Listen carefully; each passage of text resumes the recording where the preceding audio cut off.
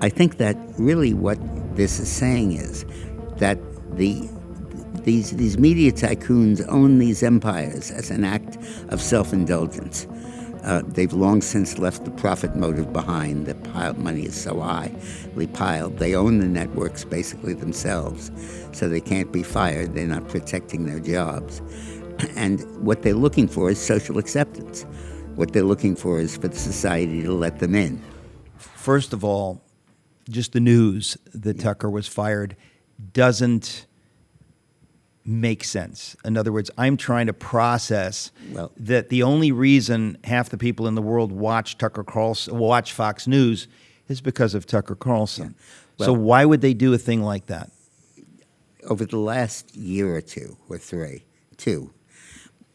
Rupert Murdoch, who owns Fox News and controls it, locks the body and soul, has been trying to move to the left and to move away from being a straight conservative network. And most particularly, they've been trying to stop Donald Trump from becoming president. Murdoch doesn't exist in journalism because he wants a Pulitzer. He exists because he wants political power, and he sees owning a network as being a route to it. And he supported Trump vigorously in 2016 after originally opposing him, and in 2020. But in the interim, during Trump's presidency, he wouldn't give Murdoch the right time of day. Murdoch wanted to control Trump. Murdoch wanted to be president. And going back to the tradition of Joseph Pulitzer and William Randolph Hearst, he wanted to be a political boss dressed up as a media person. Right. And Trump wasn't playing ball. Trump doesn't do that with anybody.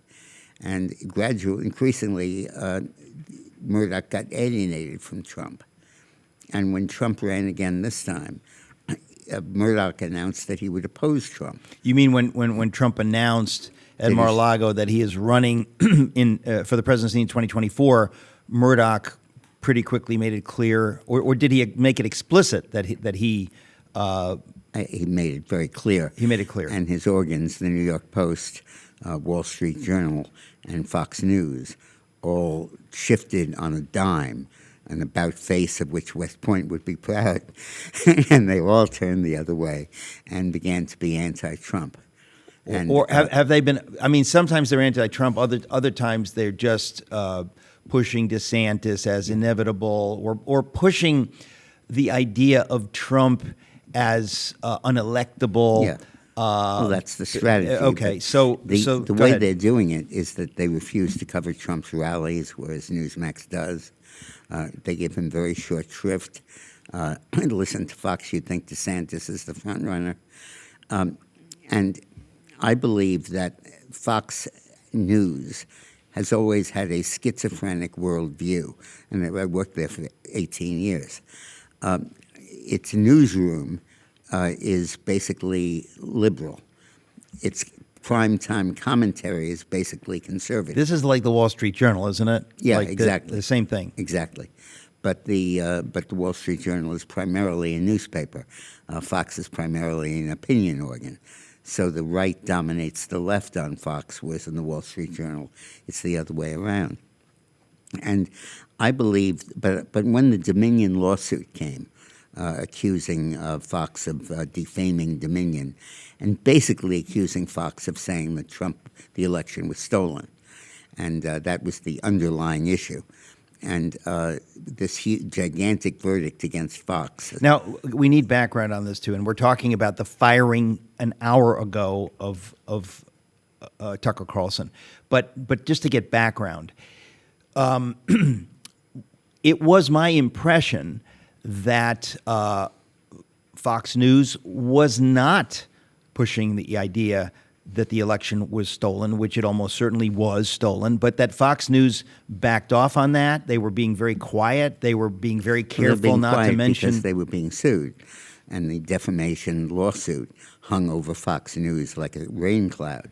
In other words, initially they did give airtime to the view that the election had been stolen. And embraced that view. Who did? Carlson, Ingram, Hannity. Okay. And they all believed that it was stolen. Right. And because it was. but now that with the defamation lawsuit, everybody shut up.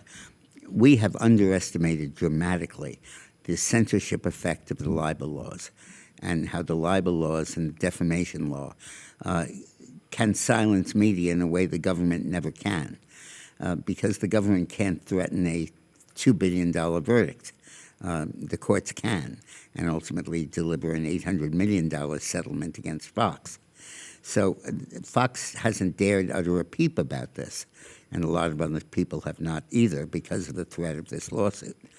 But in a broader sense, I believe that Murdoch has always, in the recent years, wanted to move to the left, and this gives him an opportunity to do so, which he's exploiting.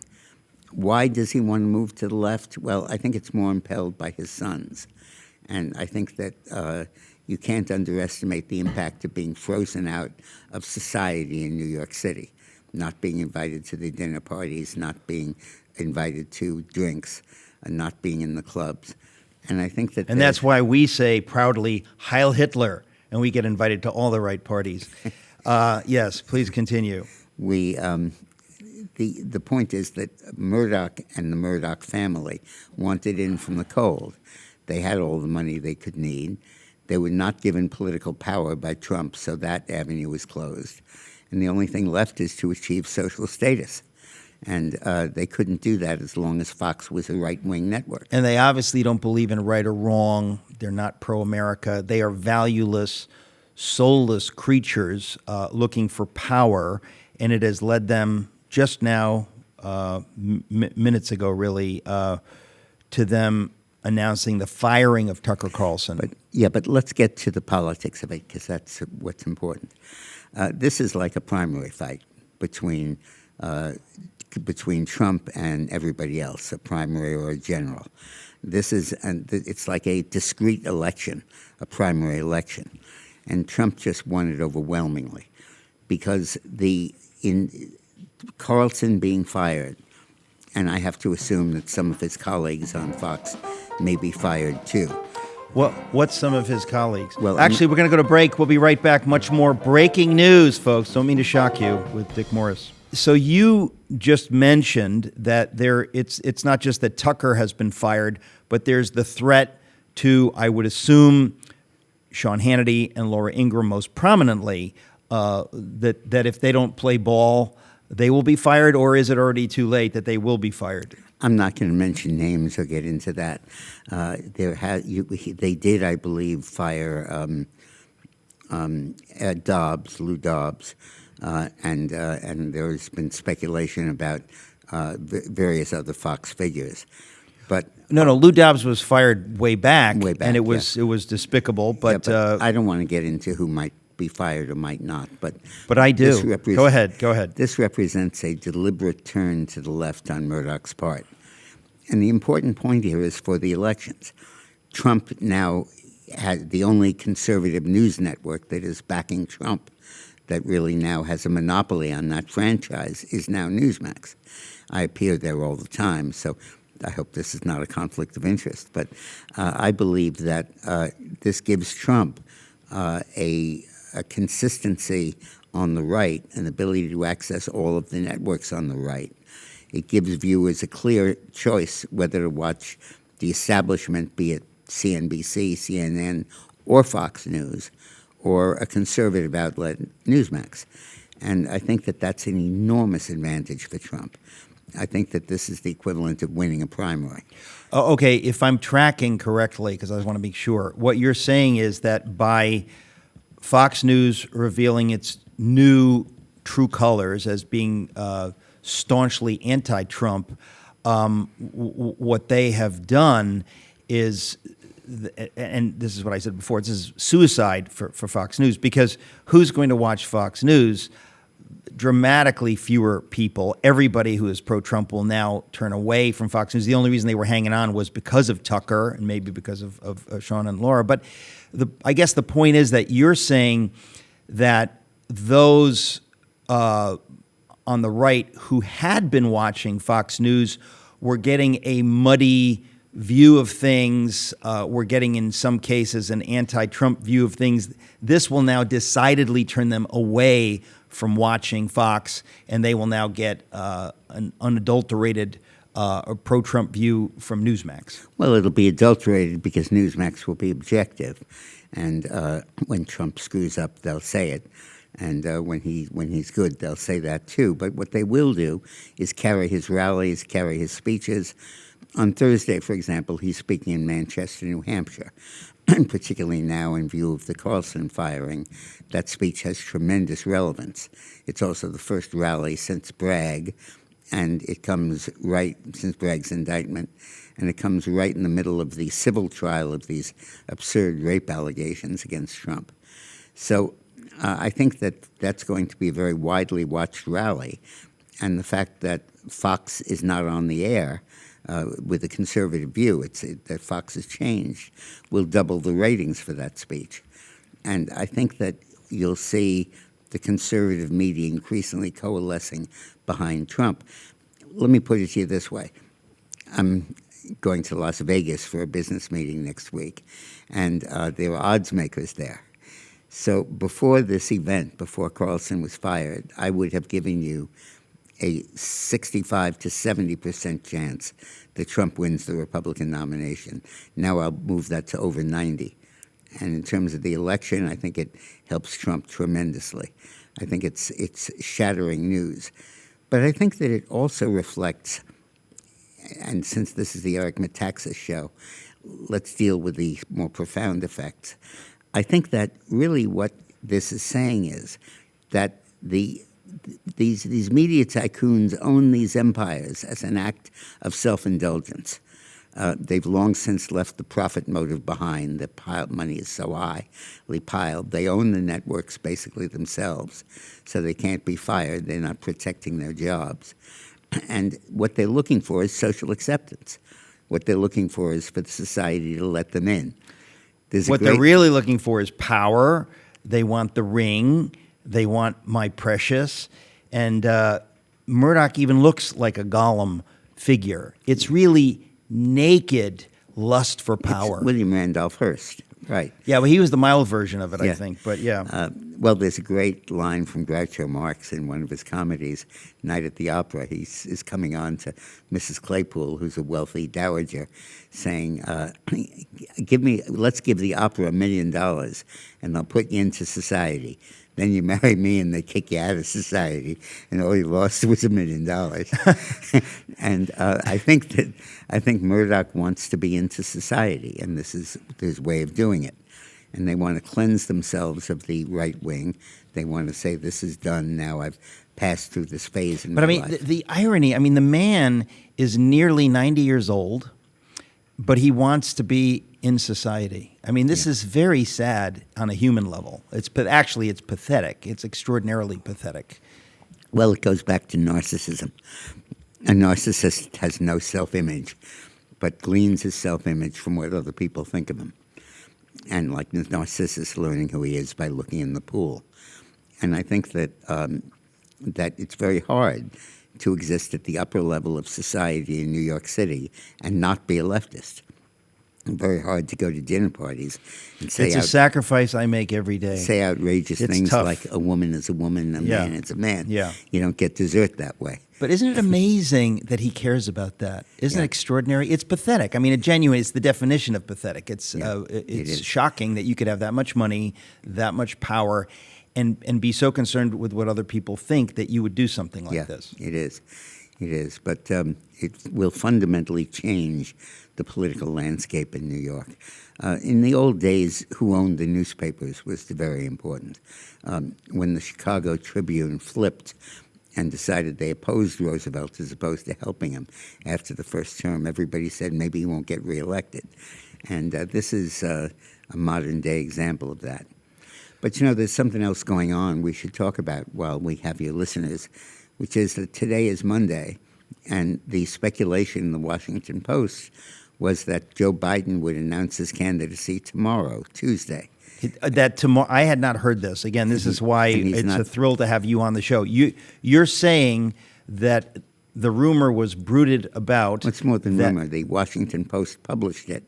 That Well- on Tuesday he was going to announce his candidacy. Okay, well, we have to put in context. It's the Washington Post. But the point is that he was going to declare. I just have to confess, I'm surprised at this. As far as I'm concerned, the powers that be, which is to say not Biden, but the people controlling him, had already decided he was not their man, that they would not allow him to do this, that they have in mind, obviously, to push him out of the way, if not before the end of his term, certainly at latest at the end of his term. So I'm surprised that this idea was put forth that he was going to announce.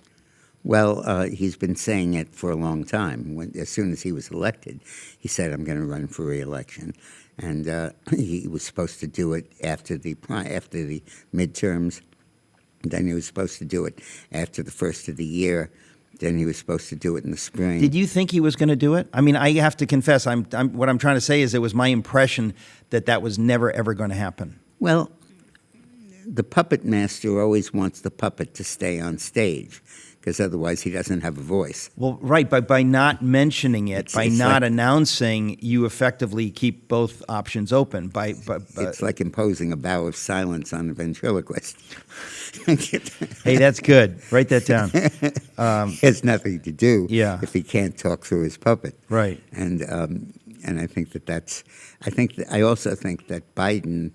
The other element you can't ignore is Biden has hired longtime staff people who'd be out of work if he's gone. They basically rely on him for their meal ticket. When he worked at the Penn Institute, funded by China, Blinken and all of them were on that payroll. Then they're on the vice president's payroll. Now they're on the president's payroll, and they don't want to give up their dinners. Right. I think, what is the term for people like this? I think it's stooges, I'm pretty sure is the term. So you're saying that the Washington Post said tomorrow, which is to say Tuesday, Biden would be announcing, and you're now saying that somebody is saying that's not happening. Well, it looks like he's not. Yeah, there's no indication that he is. I still am astonished. This is not something I would. What do you suppose? Do you think? And of course you're speculating, but do you have any idea whether Tucker thought this was possible? I'm just astonished. Oh, I have no idea about that.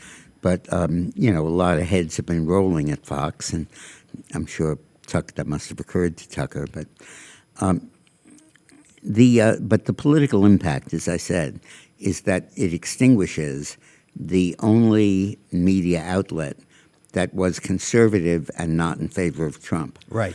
And whether Fox continues to be conservative or not, I don't know. But they obviously will continue to be anti-Trump. And in the last 4 months of politics, the headline here is the collapse of the rhinos. That the Republicans who opposed Trump, who said we like some of his policies, but we can't stand him personally, he has too much baggage, he can't win, they have completely collapsed politically. DeSantis has gone from virtually tied with Trump to 30 or more points behind. And the rhinos have just totally been discredited. And now we have a very clear division between MAGA Republicans and the Democrats. The intervening link of the non-MAGA Republicans is gone. The Bragg indictment had a lot to do with that, but Trump articulating very good issue positions did. And also Trump not screwing up. He hasn't made mistakes in the last 3 or 4 months. He's gotten really disciplined. And I think that this is part of the collapse of the non-MAGA Republicans, of the rhino Republicans.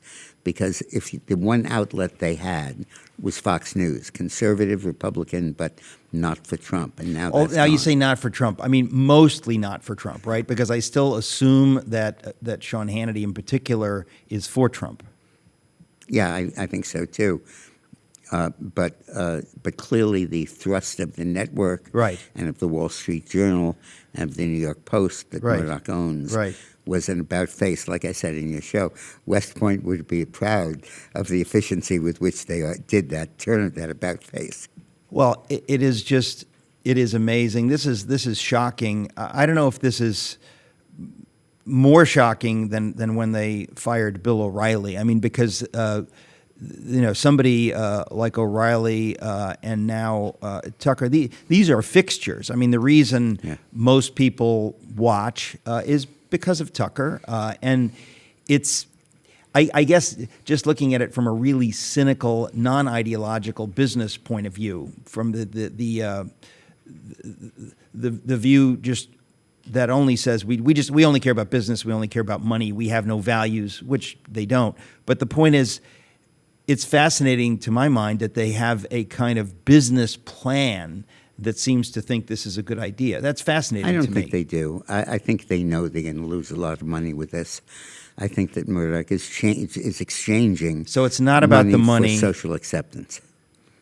So that he can go to hell with a smile on his face. 3 things he can get if you're Rupert Murdoch. You can get money, you can get power, or you can get social acceptance. You know what? You said that earlier, and I'm glad that in my misunderstanding I helped you to clarify it.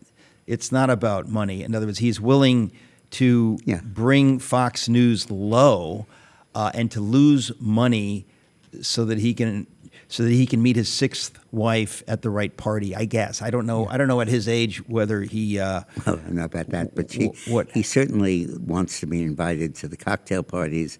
He doesn't want to hear what a terrible guy he is. Right. He doesn't want to hear heresy spoken that trans people should not compete in women's sports. Yeah. And I think that there's power, and Trump was elected with his initiative, and he didn't get any power. Yeah. There's money, he's got more than he can handle. Yeah. And then there's social acceptance.